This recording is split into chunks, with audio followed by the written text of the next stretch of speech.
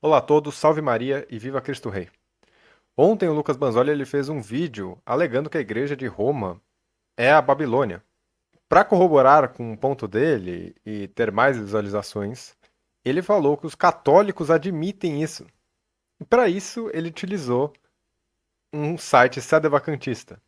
Bom, eu acho que o Lucas Banzoli ele não sabe o que é ser um católico, porque os próprios papas pré-conciliares dizem e definiram infalivelmente que para você ser católico, você necessita estar sujeito ao sumo pontífice.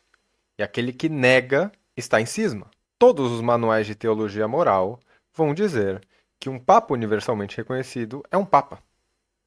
Então, os sedevacantistas, por uma conclusão lógica, eles são cismáticos. Eles não são católicos. Mas ele pegou um site de cismáticos falando que a igreja hoje está corrompida.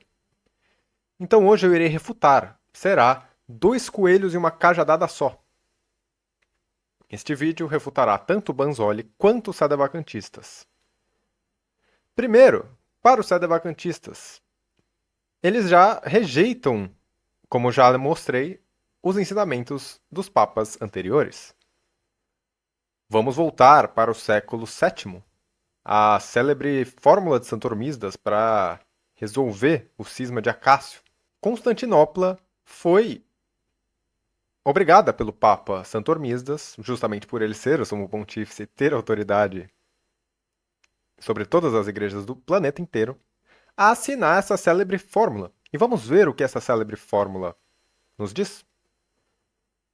Abre aspas. A primeira condição para a salvação é manter a norma da verdadeira fé e não se desviar de forma alguma das doutrinas estabelecidas pelos padres.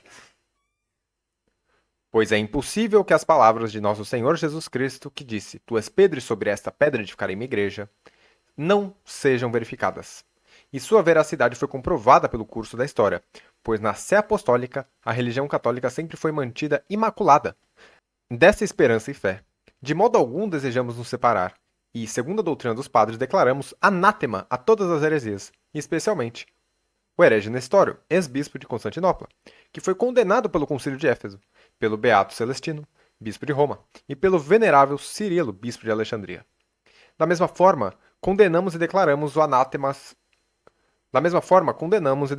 os anátemas de Eutix, Dióscoro de Alexandria, que foram condenados no Santo Concílio de Calcedônia, que seguimos e endossamos. Este concílio seguiu o Santo Concílio de Nicéia e pregou a fé apostólica. E condenamos o assassino de Timóteo, cognominado, e também Pedro de Alexandria, seus discípulos e seguidores em tudo. Também declaramos anátema, seu ajudante e seguidor Acácio de Constantinopla, um bispo outrora condenado pela Sé Apostólica, e todos aqueles que permanecem em contato e companhia com eles, porque este Acácio se juntou à comunhão deles. Ele merecia receber o julgamento de condenação semelhante ao deles. Além disso, condenamos Pedro, de Antioquia, com todos os seus seguidores, juntamente com os seguidores de todos os mencionados acima. Seguindo, como dissemos, antes da Sé Apostólica em todas as coisas e proclamando todas as decisões, endossamos e aprovamos todas as cartas que o Papa São Leão escreveu a respeito da religião cristã. E assim espero poder merecer ser associado a vocês na única comunhão que a Sé Apostólica proclama, na qual reside toda a segurança verdadeira e perfeita da religião cristã.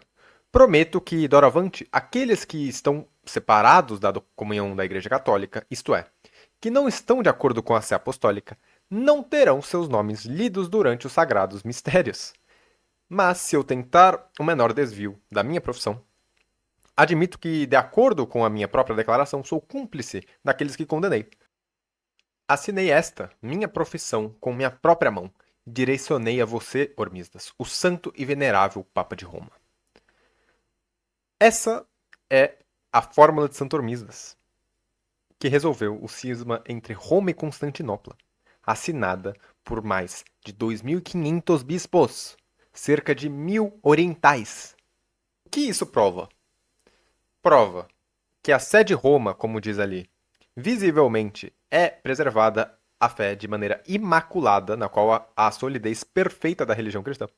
Então, os sedevacantistas estão errados de acharem que a sede apostólica pode se corromper. Nenhum santo fala isso.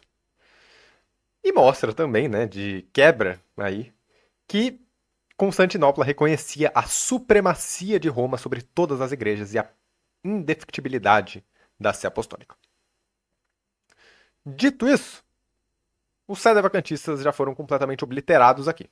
Então vamos refutar as alegações deles e do Banzoli de que a igreja de Roma é a Babilônia. Para isso, eu vou fazer uma exegese do versículo mais para frente. Mas nós, como católicos, né, já que nós estamos lidando com sedevacantistas, que supostamente deveriam se apegar ao consenso dos padres, nós iremos ver o consenso. Nós iremos ver o consenso unânime dos padres da igreja do primeiro milênio. Se essa igreja de Babilônia corresponde à interpretação dos sedevacantistas e do Banzoli? Não. Nenhum padre acreditava que era a igreja de Roma. Todos, absolutamente todos que falam sobre isso, acreditam que é o império pagão. E para isso, eu iria confirmar até com o maior patrólogo da história protestante, que é o Philip Schaff. Irei provar isto aqui, neste vídeo. Então vamos ler o que os padres da igreja acreditavam, né?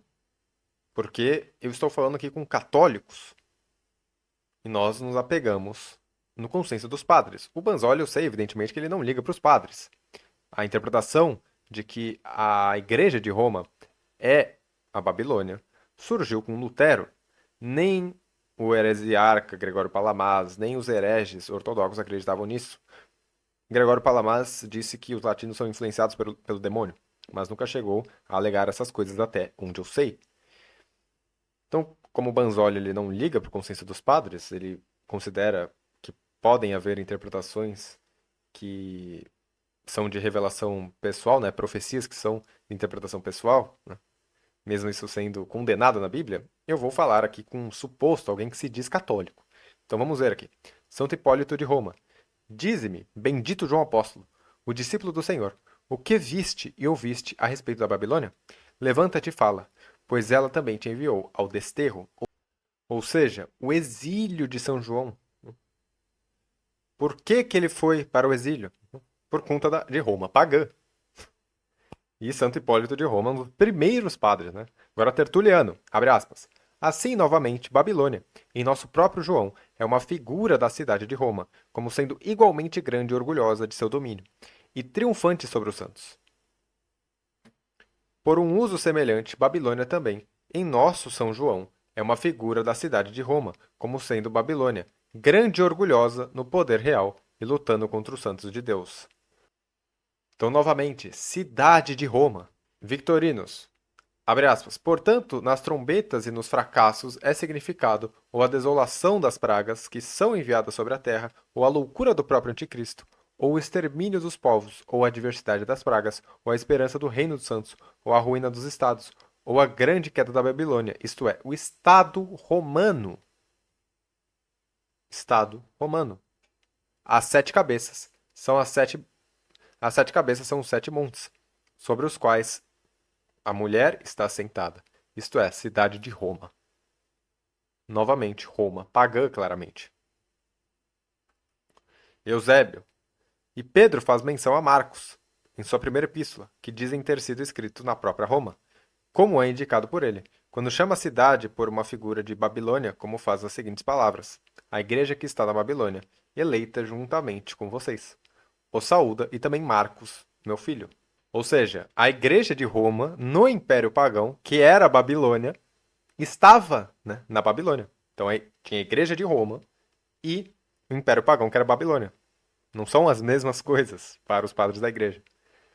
Antes de ir para o Philip Schaff, eu preparei algumas citações aqui que os apologistas católicos também citaram. Todas as três aqui do Cidade de Deus, na qual claramente Santo Agostinho ele também fala que a Igreja de Roma, na qual ele também fala que é a Roma pagã, né? Olha o que eles escrevem. Para não me deter demasiadamente, direi que a cidade de Roma foi fundada como que uma segunda Babilônia, como a filha da primeira Babilônia. Deus foi servido pela conquista de todo o âmbito da terra. Então, nessas três citações aqui, que eu não vou ler todas para não estender muito o vídeo, Santo Agostinho nada fala da igreja de Roma, mas da cidade que logo após a sua fundação chegou a ser uma segunda Babilônia. Em todos esses textos, faz referência a Roma pagã e não a Roma cristã. Isto concorda perfeitamente com a interpretação tradicional católica de que Roma pagã, perseguidora e opressora dos cristãos, representava o mesmo que em outros tempos, antiga Babilônia, representa para o povo judeu. Nós católicos cremos, inclusive, que quando São Pedro, em sua epístola, saúda a partir de Babilônia, o faz em código para indicar que se achava em Roma. Maior absurdo seria crer que a igreja de Roma fosse a prostituta, segundo que o próprio São Paulo não economiza elogios para essa igreja, a de Roma, né? E fora que, cara, Santo Agostinho, como eu já mostrei diversas vezes aqui, carta 45 de Santo Agostinho, ele diz explicitamente que a igreja de Roma tem a supremacia total. Ele diz também na epístola fundamental contra os maniqueus que o que mantém ele na igreja católica, na igreja verdadeira, quer dizer, é o nome católica e a sé do apóstolo Pedro, que fica em Roma. Então, é evidente que nenhum louco alegaria que Santo Agostinho estaria falando da igreja de Roma, né? Então, todos os padres rejeitam essa ideia brutal e bizarra. Agora, eu tenho alguns pontos aqui que podem ser pertinentes de tocar, que é quando Banzoli ele alega, né, que a Igreja de Roma é a Babilônia por ela bater muito com o que é descrito em Apocalipse. Olha, existem alguns pontos a serem tocados aí. Eu, como católico, não gosto de me colocar em interpretações pessoais das coisas. Eu gosto de recorrer sempre aos Santos Padres, que é o consenso, a doutrina da Igreja é o consenso dos Santos Padres. E nenhum acreditava nisso. Então os sedevacantistas já foram completamente obliterados. Olha, levando em conta que nenhuma profecia da Bíblia, incluindo Babilônia, é de interpretação pessoal, nós conseguimos entender que isso não foi passado pela sucessão apostólica, já que surgiu com Lutero. Entendendo isso, eu quero mostrar o maior patrólogo protestante, que é o Philip Schaff. Na História da Igreja Cristã, na edição de 1910, ele afirma o mesmo que a gente está falando.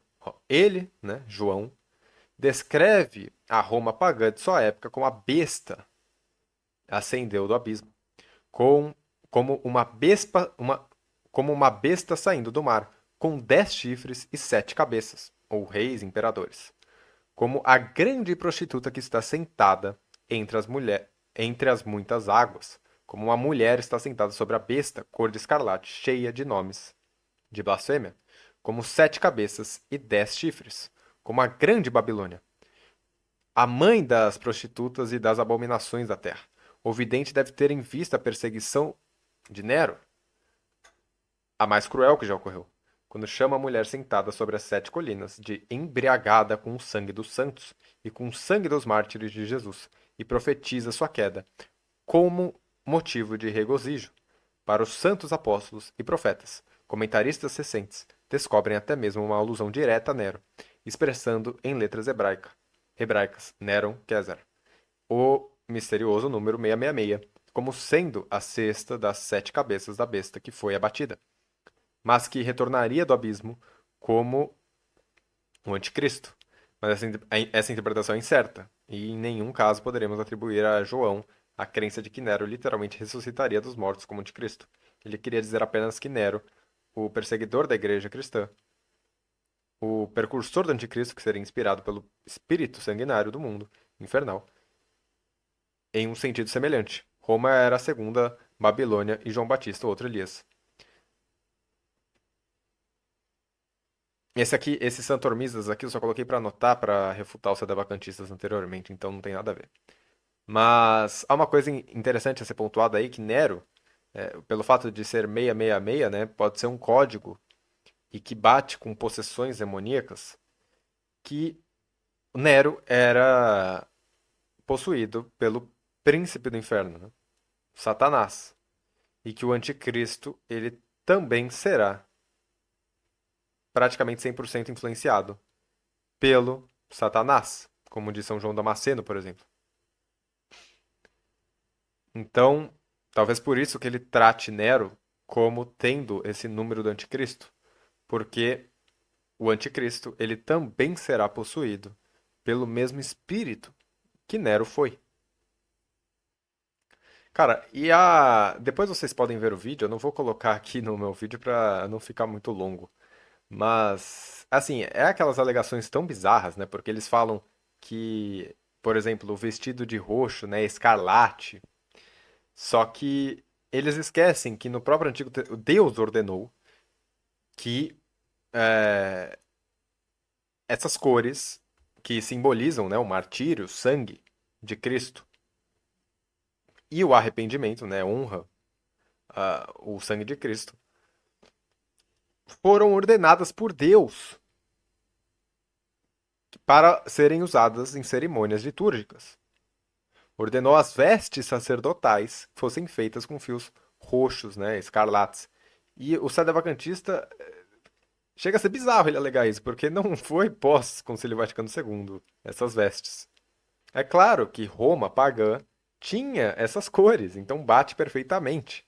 O fato de que a nossa religião utilize essas cores não implica nela ser a Babilônia. Ora, se Roma pagã também usava, se os judeus em cerimônias litúrgicas ordenada pelo próprio Deus também utilizavam, e sendo que Roma pagã bate muito mais com o que São João descreve, como é que poderíamos alegar que se trata da Roma de hoje? Sendo que fala que é uma cidade, né, com poder. Vaticano, ele surgiu recentemente. Na época que a Igreja Católica tinha algum poder, né, que nem sobre os reis ela tinha, como Banzoli alegou, muito, até São Luís IX, né, brigou com a Igreja por um tempo, que é um rei santo, um bispo.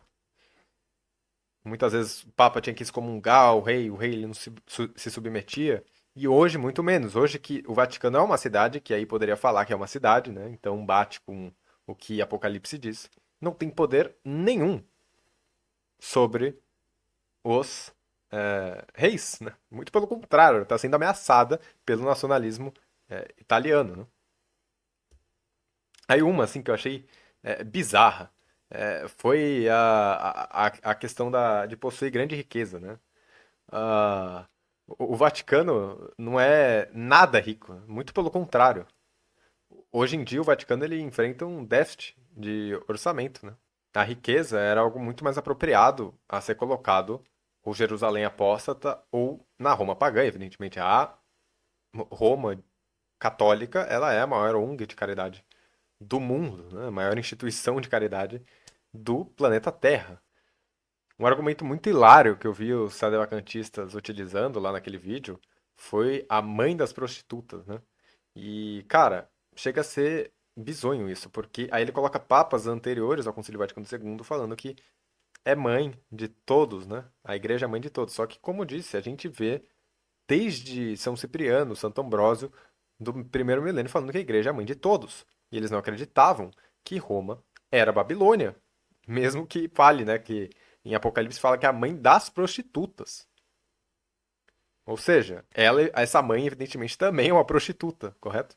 Mas, cara, vocês vão ver, vocês podem ver o vídeo, eles não argumentam em absolutamente nada, cara. Todas as características que eles falam se aplica a Roma pagã. Agora, eu posso até fazer uma defesa aqui, de que não se trata da Roma católica. Só que eles também teriam que provar que não se trata da Roma pagã, correto? Porque fica muito fácil, a gente combate as alegações, só que, por outro lado, também encaixa certinho com a Roma pagã. Cara, teve um também que os sadevacantistas alegaram nesse artigo, que fala do cálice. Em Apocalipse se trata do cálice da eucarístico, cara. Eu juro pra vocês, cara, eu fiquei pasmo quando eu li isso, cara. Eu vi o Banzoli repetindo lá. Sei que o Banzoli ele não argumentou em nada ali naquele vídeo, né? Ele só quis fazer arte, né? Falar, olha, os católicos admitem. Mas, cara, O cálice ali, em Apocalipse mesmo, Apocalipse 14:10 fala que é o cálice da ira de Deus. Então, um sedevacantista chega a blasfemar nesse nível. Falar que se trata do cálice o cálice eucarístico. Não perseguir os mártires, né? Ela que foi perseguida.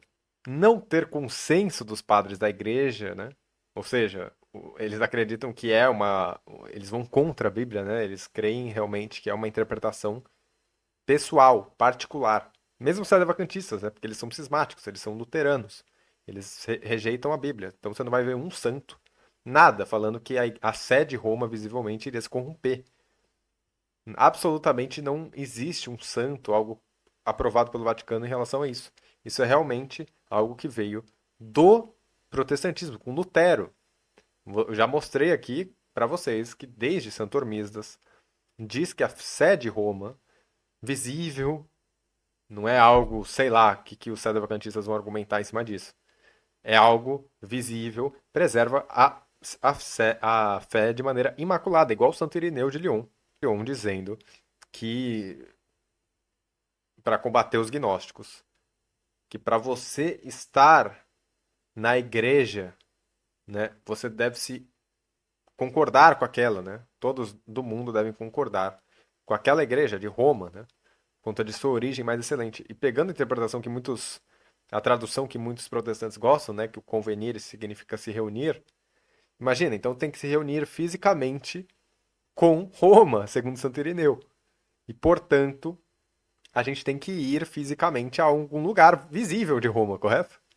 Então, tipo assim, os sedevacantistas, eles são tão contra o consenso patrístico que chega a ser cômico eles quererem o título católico. É mais fácil falar que nem Lutero, né? Porque Lutero, para ele tirar, para ele admitir que perdeu o título católico, ele demorou 2 anos, né?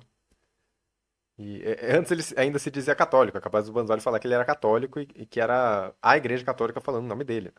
Mas enfim, esse vídeo aqui, ele só foi para demonstrar mais, né? Porque o Banzoli ele também não argumenta em favor da- das profecias de Apocalipse naquele vídeo. Ele tenta só fazer esse showzinho aí de que a igreja, que os católicos admitem isso, né? Coisa que ele mostrou apenas cismáticos mais perto de Lutero do que da igreja católica. Bom, se vocês quiserem um vídeo apenas sobre as profecias de Apocalipse, apenas sobre a Babilônia, né? Eu posso fazer um vídeo, vocês podem me mandar o vídeo aí, eu não sei se o Banzoli tem vídeo sobre isso, aprofundando sobre esses temas e mostrando que não tem nada a ver. Já ficou claro que não tem nada a ver com Roma, e sim com Roma paga, ok? Então, sobre o debate com o Lucas Banzoli sobre papado, cara, eu estou completamente disposto a debater. Vocês sabem disso, nem o Banzoli, nem eu mandei mensagem pra ele. Eu acredito que ele trabalhe também, né, que ele faça. E, cara, eu estou extremamente corrido neste momento, mas esse debate, uma hora vai rolar, sem dúvida nenhuma.